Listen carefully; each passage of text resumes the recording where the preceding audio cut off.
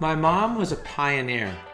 Her dream as a 7-year-old was to become a teacher in America. She went from Seoul, Korea, and ended up teaching in Los Angeles, 2nd grade at the Bassett Unified School District for 45 years. She left all that she knew, traveled overseas by steamship, and found herself at Wagner College in New York City to get her master's in education. When she was there, she found a passion around the intramural tennis team. She passed on that love for tennis to me. I've done it with my children, and Becky and I love tennis. But tennis was also one of the places where I had my most painful moments physically. 5 years ago, February 28th, 2017, I was having a workout with some friends, went up for a short ball, boom, hit a short angle forehand, and I didn't hear a pop. I felt a pop. I quickly looked back. I thought I stepped on a ball. Nothing was there. I live in Los Angeles. I'm a Lakers junkie. I went full Kobe. I knew I tore my Achilles, but I walked off on my own power, turned the corner, and then I immediately broke down in tears. My first phone call was to Becky. I told her I'd suffered a traumatic injury. Can she get Tim, my brother-in-law? Can they bring the car? We're going to need to bring the other car home, and let's schedule a meeting with the ortho. But my second call was to my mom. My mom passed away on February 26, 2016. So it's 368 days after her passing. I'll never take her out of my phone. But just on gut instinct, I called my mom. One, I think it's just in moments of desperation, children cry out for their parents. But the other was in that moment of great need, I just wanted to hear her voice again. I wanted to be comforted by her voice.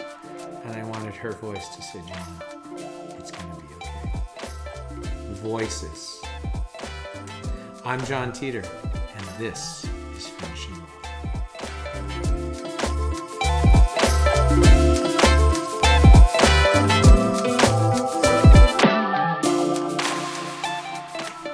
When I was in high school, my friends were troubled.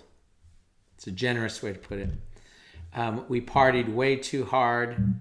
We ran fast. We ran hard. My best friend, his father was an alcoholic. His mother was on drugs, and super fun. He was a DJ, 14 years old, 1980s. Def Jam was just coming out, and he was DJing in the clubs at 14.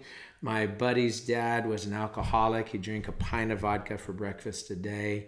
Totally functional as the CEO of a fish market, but he'd come home and like clockwork, he'd be asleep at 8 o'clock. At 8:05, we'd grab the keys and this crazy 1985 station wagon. We'd drive her from Hacienda Heights to the clubs in downtown LA, where Chris would DJ and Public Enemy, Don't Believe the Hype. That was my first favorite rap song. We lived wild. One night changed my life, and it was all because of a voice. It's about 1 a.m. My mom tried her best, but I was really hard to control. My curfew was 1 a.m. So on this evening, as I'm driving home, 4 of us are in the car. I was behind the driver. I heard a voice, and the voice said, "Go home." I wasn't a Christian yet. It's the same thing that Jesus says to the madman from Gadara in Matthew 5, or in Mark 5. Go home. I hear a voice say, "Go home." I don't even have a category for God. I've never been to church. Go home. And I tell my friends, hey, just drop me off, guys. Now, they wanted to go to the next party at 1 a.m. I said, just drop me off. They kind of razzed me, got on me. I said, no, guys, just drop me off. I got to get home. We partied hard. We pulled up. They dropped me off at my house. I kind of stumbled in the house at 1 a.m. The voice said, go home, and I obeyed. Little did I know that my friends were going to go to Compton and the plan was to go to the Compton drug dealers. This is the 80s. Everyone was smoking crack. They had their favorite street where they would go and buy crack. They didn't have any money, but they had my friend's dad's gun. And what they would do is they would wait. The drug dealers would come up. Hey, what you got? And they'd show the rocks, and they'd stick the gun, and they would rob the drug dealers. But on their way to Compton, right in Hacienda Heights, they got into a little jostling match. Right on the 60 freeway by Azusa. And my friend rolled down the window, pulled the gun. I didn't know the gun was in the car, from under the seat. Pop, pop, pop, pop, pop, pop, pop. 6 rounds into the cab of this car. Monday, 5 o'clock news. Another freeway shooting, this time in Hacienda Heights. It was the lead story. My friend actually shot an off-duty police officer who told the sketch artist, and it literally was my friend on the TV. My mom had been fighting me for years. Don't be with these guys. They're bad, bad, bad news. We tell the kids in the church all the time, show me your friends and we'll show you your future. My mom was so right. What ended up happening is each of the men were sentenced in California. If there is a drive-by shooting, if you are in the car, you have a mandatory minimum of 7 years. The driver got 9 years for shooting in the car. He ended up going to the Chino Youth Prison. He joined a gang, and in the prison he killed somebody. He ended up serving a sentence of 22 years. The passenger, 7 years.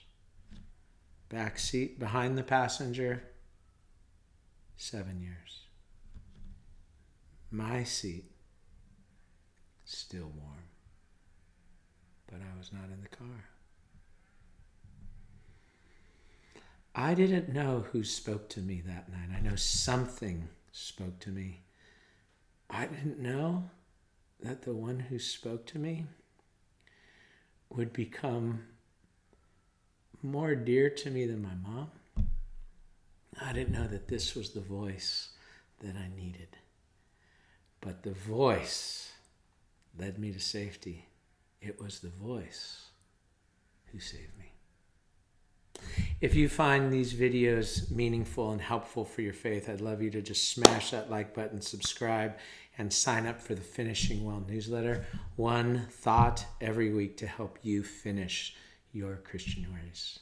John 5:25, the Lord Jesus says, the hour is coming and now is here when the dead will hear the voice of the Son of God and they will live. In a dark, dark, dark place, the voice spoke to me. I heard the voice of the Son of God, and today I live. My prayer is that this week, as you hear his voice, you'll be full of faith, hope, and love.